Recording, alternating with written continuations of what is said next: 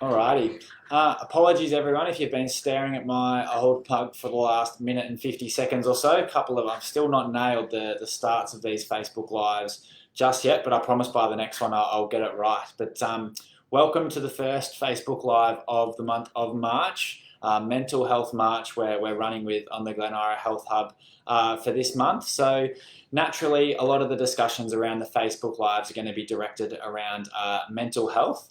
But probably more so things that you can and concepts you can apply day to day by yourself to increase your mood. So what we're rolling with for this Facebook Live today is the one thing you need to elevate your own mood. And this can be,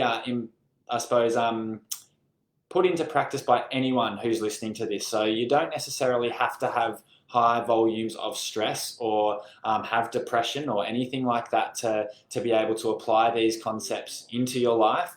The beauty of what I'm going to run through today is they can be applied by everyone in a whole range of situations and scenarios. So if you do want more of the, physiology or side of mental health, please go back and have a look at some of our Facebook content from November, where Tom and I both addressed some of the things around the stress response and how our body actually reacts when we're in a low mood state or particularly stressed.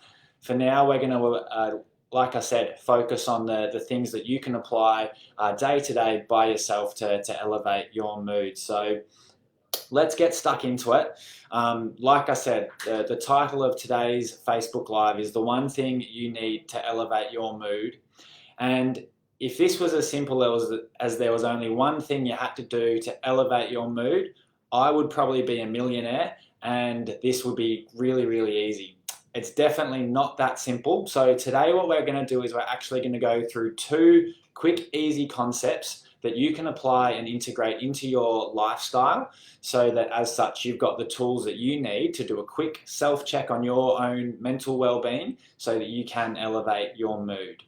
Alrighty, so the first concept we're going to go through is a concept or an acronym that I use lots in my practice now, and that is the acronym RAIN. So we'll get to the ins and outs in a sec, but the concept of RAIN started by a lady called Tara Brach, an American lady, and her background is with from a university standpoint, is she's got a double major in psychology and political science, a PhD in clinical psychology, and then she's also done a 5-year training course in Buddhism as well. So she's actually got a perfect blend of a Western approach and an Eastern approach, using a bit of old school language in terms of how she addresses mental health. So she's now working with psychotherapists looking to integrate more mindfulness and compassion into their clinical work. And in this case, me, to try and bring it into my clinical work to help you guys. So the foundations of the RAIN acronym, which we'll go through in a sec, are to try and bring mindful self-compassion to times when you might be under some emotional difficulty or distress. Alrighty. So RAIN, what does each letter stand for? So the R stands for recognize, the A stands for allowing or accepting, the I stands for investigating, and the N stands for nurturing. 4 great concepts that are really cool to apply all together to make you really aware of your feelings at any one time so that you can be kind to yourself and still be aware of your emotions at any given time. So with the R and the recognizing, this means consciously acknowledging in any moment the thoughts, feelings, behaviors, and things that are affecting you. This can be done by a whisper or just a quick mental note of what you're feeling at any one time. So it might be that you're sad that your football team lost, or that you're craving a sweet snack, or that you're a bit disappointed with something that happened at work. Whatever the case is, just being aware of it in that moment and not getting home that night and going, yeah, it did bug me that meeting at work went the way it did, or whatever the case is. So recognizing at the time is really important. The A, so allowing or accepting, means letting those thoughts or emotions that you felt just simply be there. They're not right or wrong. They're allowed to be there. They're not necessarily a bad thing. So just addressing that to yourself, that it's okay that those thoughts popped up into your head. It's definitely not a bad thing. You're allowed to be upset with a meeting at work. You're allowed to crave sugar. They're allowed to be thoughts that do drift into your mindset. So just being, I suppose, accepting of those thoughts is really important and a great way to apply an element of self-care to any thoughts or feelings that you may have. The I is where it starts to get particularly interesting. So that's investigating why those thoughts or feelings crept in the way they did. So I encourage lots of people to be particularly curious about their thoughts. So giving them just a slightly deeper thought as to why those thoughts or feelings came in. So it might be, why were you craving that sweet snack? Why were you sad with that, how that meeting at work went? Was it because you were maybe slightly less prepared, or was it because you didn't communicate the way you want to? Was it because you didn't sleep quite as well the night before, so you were a bit fatigued and lethargic in the meeting and couldn't communicate the way you wanted to? That can often give you all the information you need to then respond in a way that's better next time, or more optimal for yourself next time. So it's not beating yourself up or anything, it's just being curious as to why those thoughts crept in. And then the last one, so the letter N stands for nurture. And this is where the concept of that self-compassion comes in again. And this is a really important one.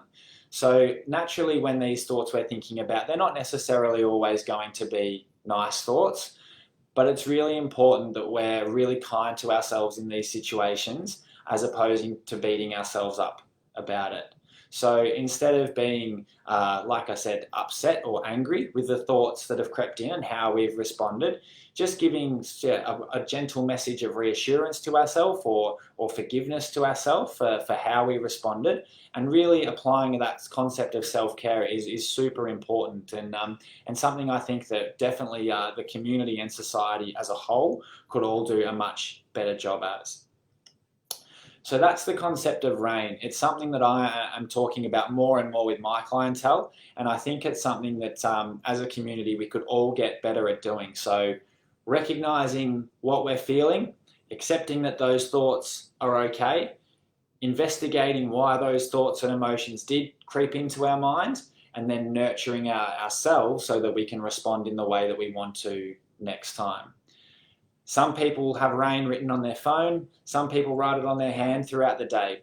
A nice quick way to quickly check in with yourself and keep being kind to yourself is really what we're trying to go for here.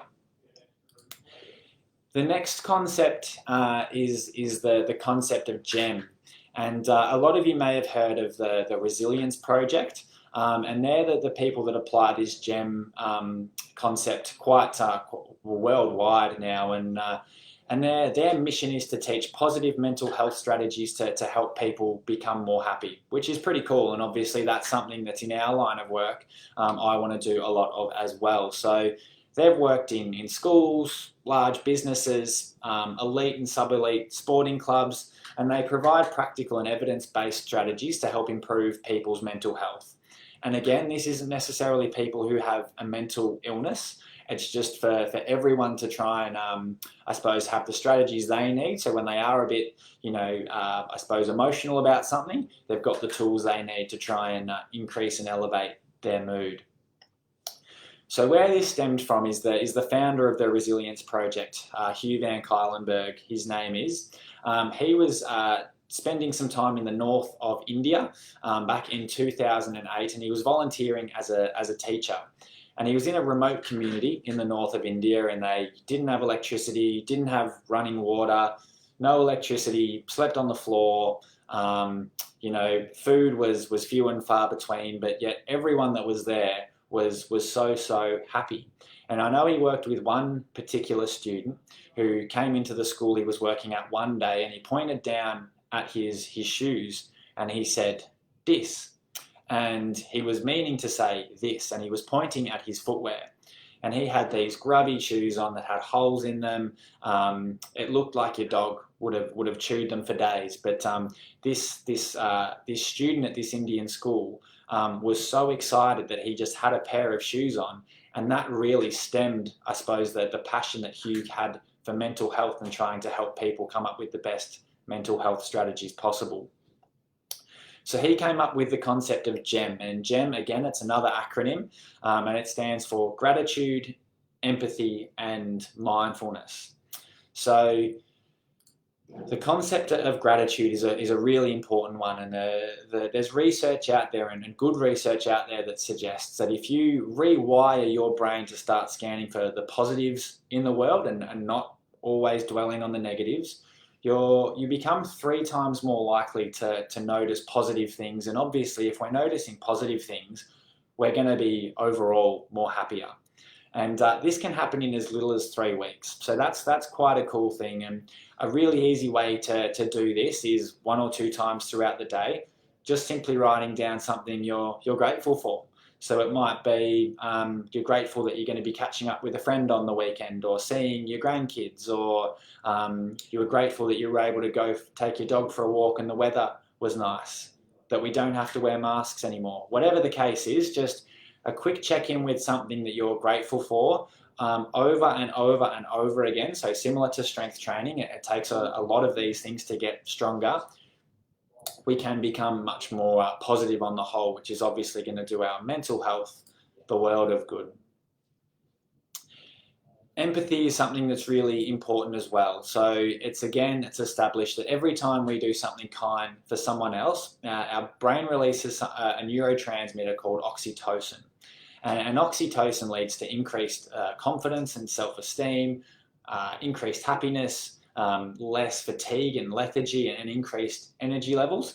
And naturally, these are things that are going to closely coincide with an increased mental well-being and overall better quality of life from a mental standpoint as well. So doing something kind for someone else, it might be buying them a coffee, it might be going for a walk with them, it might be making sure that you just might send them a text saying, hey, how you going? Just checking in to see how your day's been.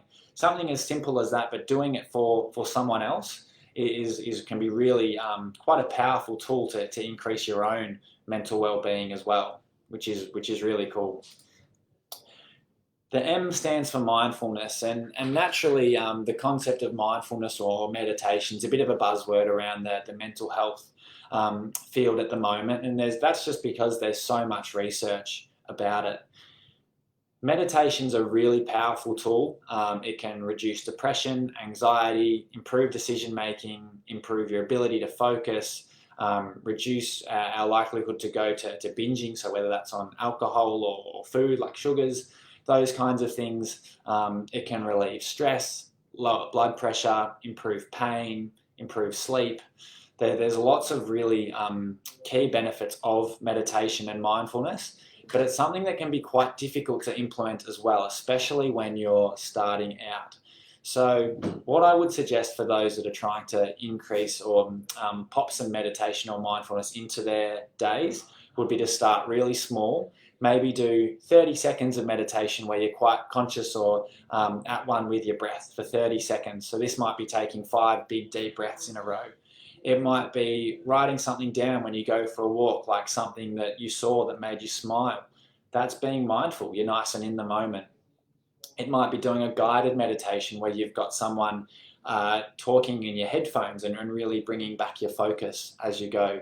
There's lots of different ways about it, and it's a really tricky thing to get in on the whole, and you don't need to do it for hours on end, but increasing small amounts of mindfulness and meditation into your lives as well can be a really nice way to increase or elevate your mood as well.